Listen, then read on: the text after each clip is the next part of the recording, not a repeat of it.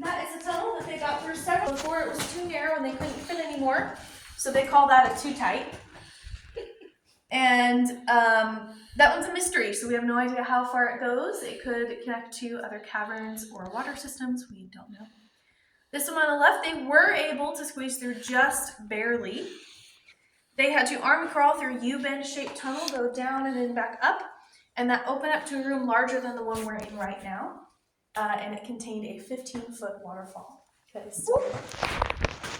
Back there, they found flash cubes from the old style film cameras. So we know we're certainly not the first ones to go back that far. And we also know we're not the first ones here because of all these names carved into the ceiling.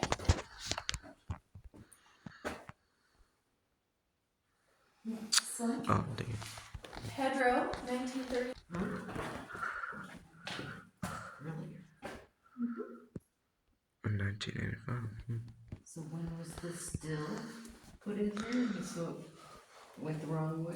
What was that year? 1920s, wasn't it? 1920? Yes, during Prohibition. Okay. The moonshine. BG 330, 1915.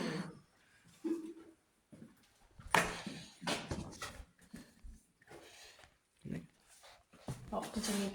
No. All right, back here you can see these structures are totally different than our regular stalactites and stalagmites, right? Those are long and straight and just coming straight down, right? These are going all kinds of different directions. This one up here looks like an upside down camel. That one on the left is a perfect J. And in the back it looks like Italy. And back here, there is a perfect corkscrew. Corkscrew? So it's pretty crazy that minerals and water are making those shapes, especially straight down. Scientists aren't completely sure how these are in such weird shapes. One of the factors that they found is that they tend to be formed by drops of water that are so tiny they can actually fit in between those crystals. So they travel through really tiny tunnels in the crystal structure called capillaries. So if a trying to go straight down and it's blocked off by crystals, it can be forced sideways and even upside down.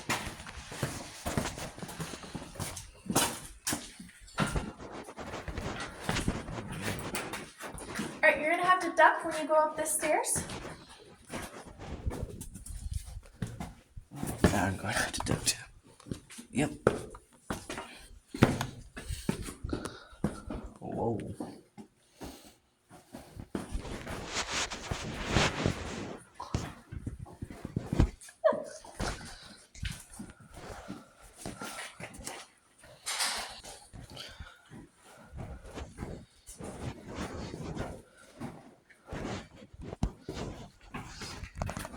Right, over here in this corner, this is our witch's fireplace formation.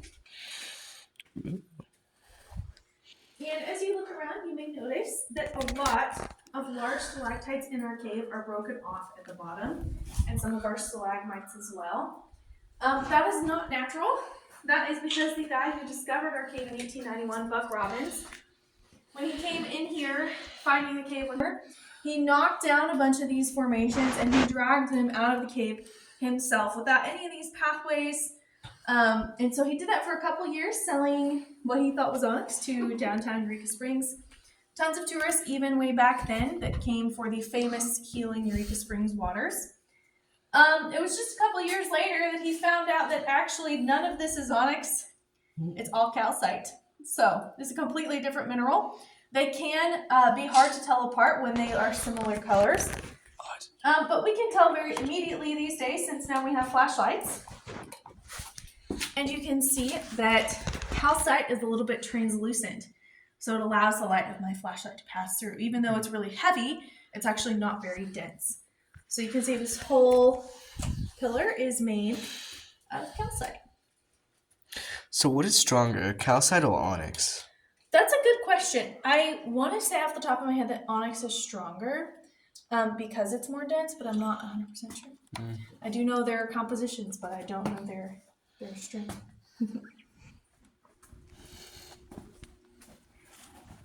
Over here, I'd like to explain a little bit about how these formations happen. So we are actually 300 feet below the surface. Usually it surprises people how deep we are. It doesn't feel quite that deep since you came from the gift shop. But remember that you were driving down a big hill to get here, and then you also had to walk down that switchback ramp. We went straight into that bluff when we came in from the gift shop. So we're actually very deep down. Water from the surface trickles down and it's a little bit acidic, and so it can dissolve little bits of those minerals as it flows through them. Then when the water comes down here, it's now surrounded by air instead of rocks, so that gives it the opportunity to evaporate. And when it evaporates, it leaves behind crystals of those minerals that it had dissolved.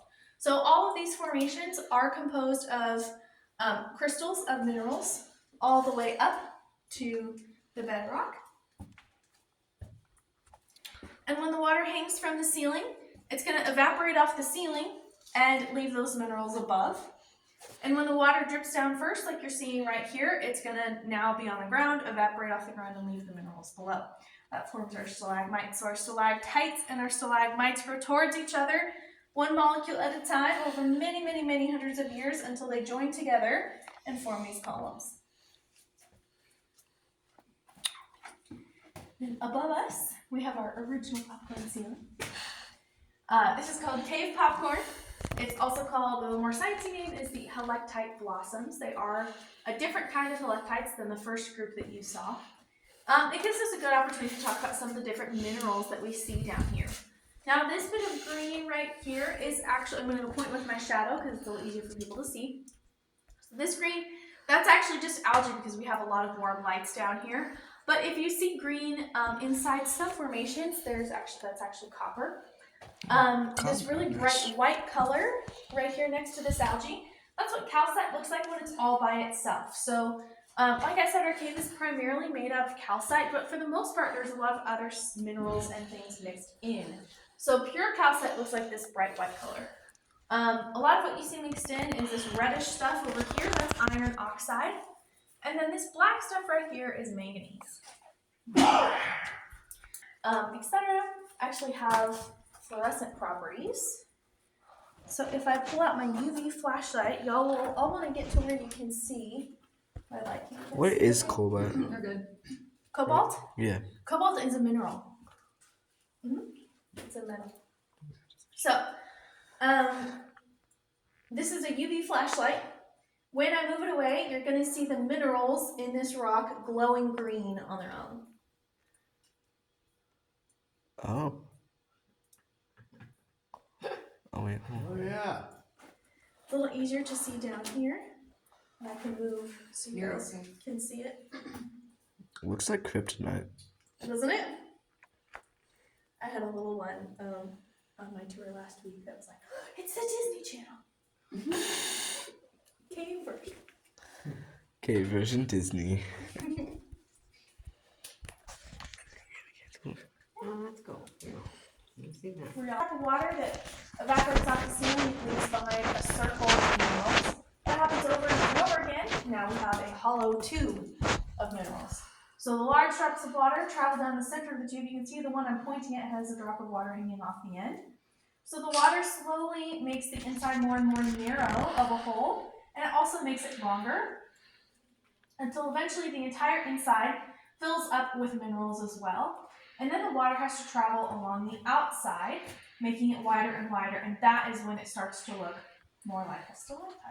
All these, right above the elephant, underneath it, you can see a lot of examples where they're merging together. So, and we can even see from the side as well, how when they're all growing really close to each other like that, they join together and really did start off as just a ton of tiny little soda straws and stalactites that joined together.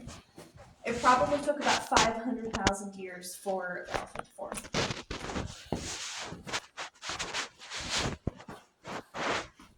Any questions? Okay, I'm gonna go down these stairs. So, you're welcome to go up and stick your head in there if you want. You can see this huge crack going all the way through the center. That was actually caused by an earthquake the New Madrid earthquake of 1811. It was probably an 8.3 on the Richter scale. It was very, very violent. A large section of earth that opened up, swallowed the entire, and it tilted the bedrock so much, and a large chunk of the Mississippi River flowed backwards for half a day, and it formed a lake and rerouted the river in a new direction. So if you were down here during that earthquake, you would see. You would see the bedrock above us moving much more significantly and violently than the bedrock below us. And if you look at the crack in an elephant, you can actually see how the top half is offset just slightly. Oh. Gotcha. Okay. Caused by the earthquake, huh? Yep.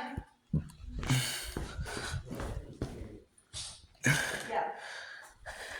They've been having earthquakes in the Volg.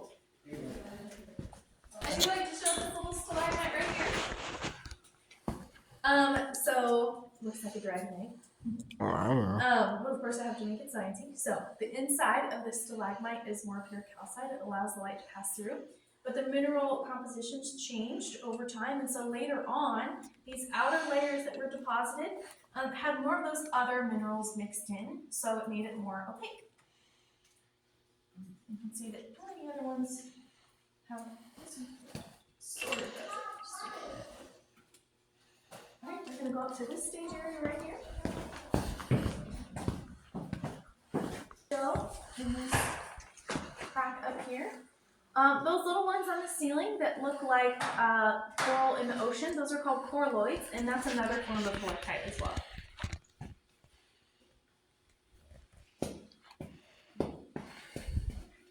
Okay. Dang, this cave is huge. Huh? This It is cave huge, isn't it? We're going to stand right along this fence line. You're all welcome to stay at South 6. Once you're ready to go, we'll move inside. Okay. But take your time. So we're just going to stand along this fence line. I like to point out this little tunnel right here. So you can kind of imagine how the cave started out as something like this. So water's flowing through a crevice in the bedrock, and it makes it larger and larger. The water's coming through, and then it swirls around right here. And as the water carves deeper and deeper into the rock and makes this whole cave, right, the water level comes down. The water moves deeper into the earth, leaving above it. So that is why the whole cave is now so deep that we just have a little bit of water right at the bottom of the cave where we're going to go in just a moment. I'd like to point out this little formation people like to see. And this one over here to my left, that is called cave. And this one right up here, that is called cave milk. Oh. Y'all will get a better look at it as you come around. Oh, I see. So this is a deposit of pure calcite. Ew. It was excavated and sort of ruined already in the 50s when they were making a fallout shelter. We give you guys permission to touch this spot if you want to touch the cave milk for yourself. You can come and see what it feels like. Any brave souls today? No. No. I mean,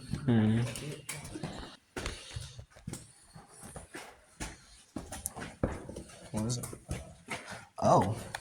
It's surprising, right? So Yeah. it looks like it would be really gooey and liquidy, but it really is hard. It feels more solid than liquid. Yeah, it's totally solid mineral formations. You can actually see how it's formed on top of this soft red clay. Even though there's a really thin layer, it's very strong. And that's just like calcite, right? It is pure calcite. Yep. We don't see that everywhere. It's because a pure calcite deposit requires a higher level of acidity in the water. And that would have only started happening about 200 years ago when the land above our heads was settled. So all of a sudden, instead of people and animals moving through, people and animals were staying in one spot all the time, all year round, with their farms and animals and things. And so that causes more organic material to be decaying in the soil, which increases the acidity of the water. And so all of the calcite deposits that we have, those are young in cave years. They're only 200 years old. Okay. We're now going to go into the basement. These are not. Better be smart than dead.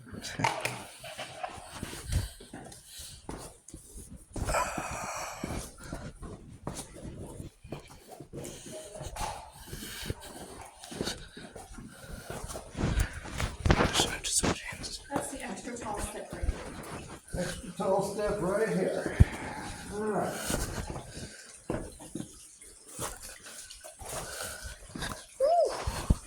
You have survived another day. I'm gonna put my head on.